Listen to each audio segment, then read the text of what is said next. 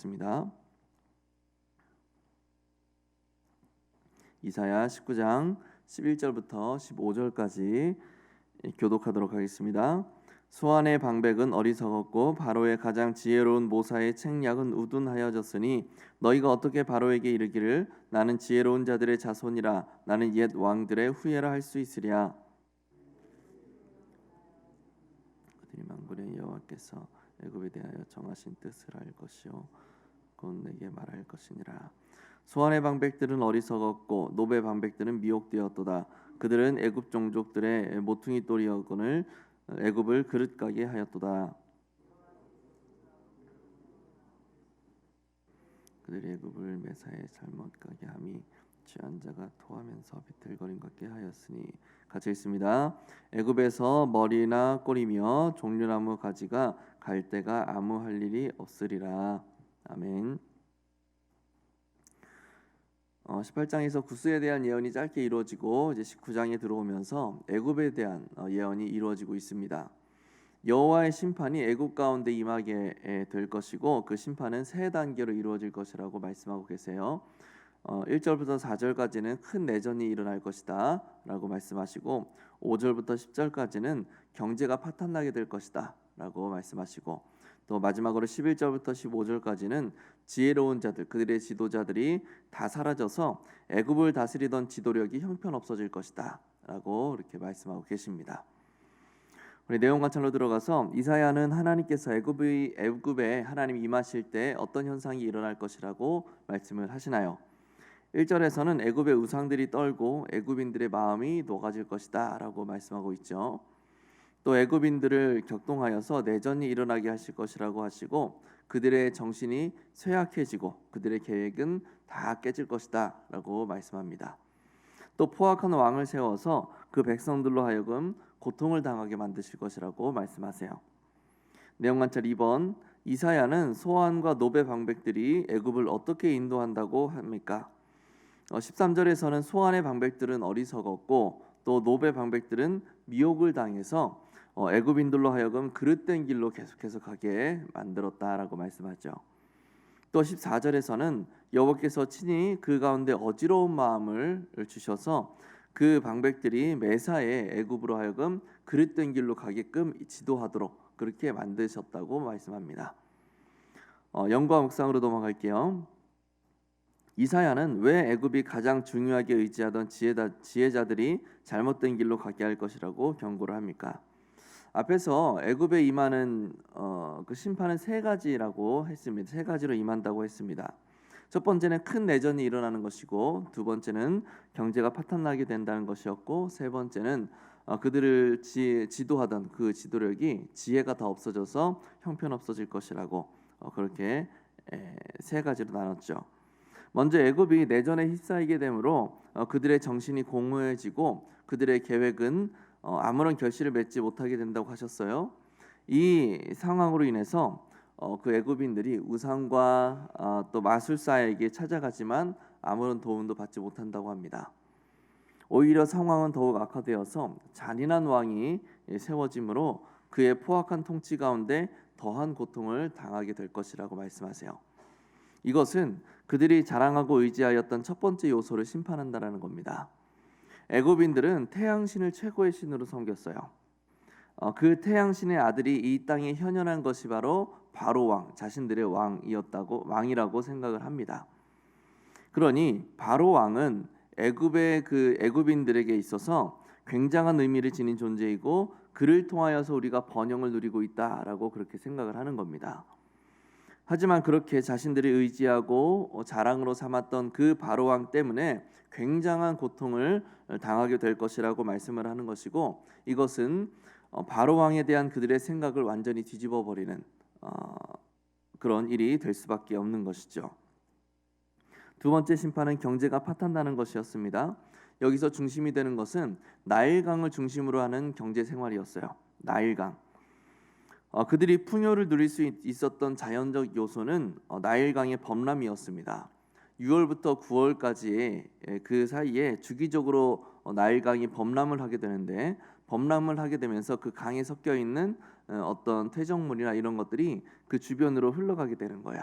그러면 그 주변 땅은 비가 오지 않아도 자연적으로 비옥하게 되는 겁니다. 농사가 잘 되겠죠.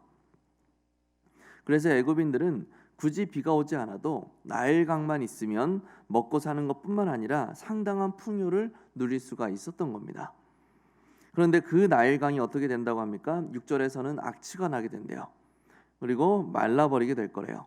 7절에서는 나일강 주변에 그 비옥했던 곡식밭들이 다 말라버릴 것이라고 하고, 나일강에서 낚시로 먹고 살던 자들에게는 더 이상 고기를 내주지 않는 나일강으로 인해서 그들이 슬퍼할 것이라고 이야기를 하고 있습니다.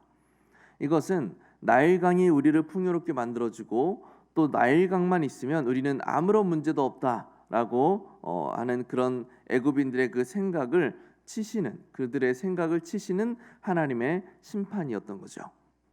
세 번째 심판의 내용은 애굽의 지도자들이 무능하게 된다라는 거였어요. 그래서 정치적으로 무너지게 될 것이라는 내용이었죠. 특별히 소환과 노베 방백들이 언급이 되고 있습니다. 이 소환과 노베 방백들은 바로 왕이 어려운 정치적 문제들에 맞닥뜨렸을 때 그들에게 지혜를 구하기도 했었거든요. 온 애굽인들이 추앙하던 그 바로가 지혜를 구하던 자들, 그러니 그 놉과 소환의 방백들이 얼마나 큰 지혜를 지니고 있었겠습니까? 그리고 그런 방백들의 조언을 통해서 바로는 그 넓은 대지를 다스려 나갔던 것이죠.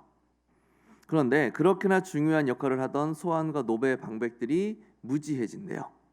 그리고 무능력해져 버리게 된다는 겁니다. 그래서 애굽을 끊임없이 그릇된 길로 인도하게 될 것이라고 말씀하시는 거예요. 이 세 가지의 심판 내용은 결국에는 온 애굽이 의지하였던 것들에 대한, 그들이 자랑하였던 것들에 대한 완벽한 추락을 의미하는 겁니다. 하나님께서 애굽을 향한 심판을 아주 철저하게, 아주 분명하게 이루실 것이라고 말씀을 하시는 것이죠. 느낀 점으로 넘어가서 하나님의 정하신 뜻 앞에서 절대 강국 애굽의 지혜도 무용할 뿐이라는 사실을 보면서 무엇을 느끼십니까? 애굽의 교만함과 강팍함으로 인해서 그들을 향한 하나님의 심판의 뜻이 확정되었습니다. 하지만 성경을 쭉 읽다 보면 하나님께서 심판할 거다라고 이렇게 확정을 하셨음에도 불구하고 하나님께로 돌아오는 자들, 그렇게 심판의 대상으로 낙인되었던 그 자들이 하나님께 돌아옴으로 심판을 면하게 되는 그런 장면들도 발견할 수 있거든요. 그렇다는 것은 애굽도 여호와를 향하여서 돌이키기만 한다면, 여호와를 향하여 회개하기만 한다면 여호와의 그 철저한, 확실한, 확고한 심판의 의지를 바꿀 수도 있었다는 겁니다. 그러면 애굽이 여호와께로 돌이키도록 누가 만들어야 되는 겁니까? 그들이 옳은 길로 가도록 누가 만들어야 되는 거예요? 소환과 노베 방백들, 그리고 그들의 지혜를 통하여서 애굽을 다스리고 있던 바로 왕, 그들이 애굽의 그 지도자들이 그 애굽인들을 여호와께로 돌이키도록 만들어야 되는 거예요. 옳은 길을 제시해야 되는 거죠. 그런데 그들이 지금 어떻게 됐습니까? 그 지혜를 완전히 잃어버리고 오히려 더 그릇된 길로 그 백성들을 인도하고 지도하게 됐단 말이죠. 이들의 무능력함과 그 무지함으로 인해서 여호와께로의 돌이킴이 완전히 불가능하게 되어버렸다는 겁니다. 그리고 더 중요한 것은 하나님께서 직접 그들이 계속해서 무지한 지도력을 행할 수 있도록 직접적으로 어지럽게 만드셨다라는 거예요. 하나님께서 심판이 확실하게 임하도록 아예 돌이킴의 가능성을 원천 봉쇄해 버리셨다는 겁니다. 그게 두려운 일이죠. 참 두려운 일이에요. 적용입니다. 내가 하나님의 뜻을 구하기보다 사람이나 세상의 지혜를 의지한 적은 없습니까? 지혜뿐만 아니라 내가 하나님과 같이 의지했던 것, 하나님처럼 의지하고 또 나의 최고의 자랑으로 여겼던 것은 없는가를 곰곰이 생각해 봤으면 좋겠어요. 마치 애굽인들이 태양신의 아들을 자랑하고 또 나일강을 의지하려고 했고 온 애굽이 방백들의 지혜를 의지하려고 했던 것처럼 마치 내가 그렇게 자랑하고 의지하려고 했던 것은 없는가? 다만 감사한 것은 하나님께서 그런 것들을 의지했던 우리의 어떤 미련함과 그 강팍함을 깨닫게 하시고자 그 은혜를 베푸셔서 우리가 교회에서 또 하나님의 말씀을 들으며 묵상하며 또 이런 주제들을 우리가 계속해서 살펴볼 수 있도록 은혜를 베푸셨다라는 것이 참 감사한 일입니다. 애굽을 향한 심판을 확정하시고 결코 돌이킬 수 없도록 그 가능성을 완전히 차단시켜 버리셨던 하나님이시지만 우리에게는 말씀을 주시고 또 우리의 마음을 되돌아보게 하셔서 다시금 주님을 바라볼 수 있는 기회를 열어주신다는 것, 이게 참 감사한 일이죠.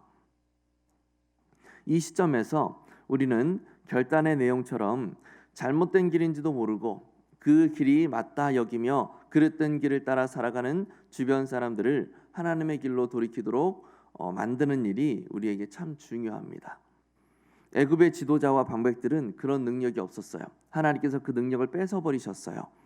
하지만 하나님은 우리에게 하나님을 바라볼 수 있는 지혜와 은혜를 베푸셨고 다시 하나님을 바라보게 된 우리로 하여금 여전히 바로와 나일강과 방백들을 자랑 삼아 살아가는, 의지하며 살아가는 그 세상 사람들에게 옳은 길, 진리의 길, 생명의 길, 참된 길을 제시할 것을 명령하고 계시는 겁니다.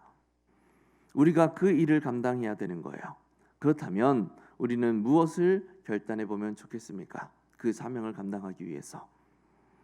인생의 참 자랑은 왕의 권세도 아니고 나일강의 풍족함도 아니고 방백의 지혜도 아니라 여호와를 아는 것이라는 사실을 우리가 다시금 인정하며 나아갈 수 있었으면 좋겠습니다. 그것이 우리의 참된 자랑이고 지혜이고 능력이라는 사실을 우리가 우리의 삶을 통해서 드러낼 수 있었으면 좋겠어요. 우리 주변에 여전히 세상의 것을 의지하고 자랑 삼아 그렇게 살아가는 사람이 있다면 그 사람 앞에서 은연중에 내가 하나님을 얼마나 자랑스럽게 여기고 있는지를 슬쩍슬쩍 보여주는 거야. 너무 직접적으로 드러내면 너무 거부감을 느낄 수 있을 테니까 이렇게 살짝씩 보여주는 거죠. 은연중에 너무 직접 내가 하나님 때문에 얼마나 안정감을 느끼고 있고 하나님 때문에 얼마나 내가 기쁨을 누리고 있는지를 나의 삶과 나의 표정을 통해서 보여주는 겁니다. 힘든 일이 있어도 내가 하나님 때문에 감사할 수 있다. 내가 하나님 때문에 나의 입술 가운데 찬양의 소리, 노래가 넘쳐난다 라는 것을 우리의 얼굴을 통해서 보여주는 겁니다.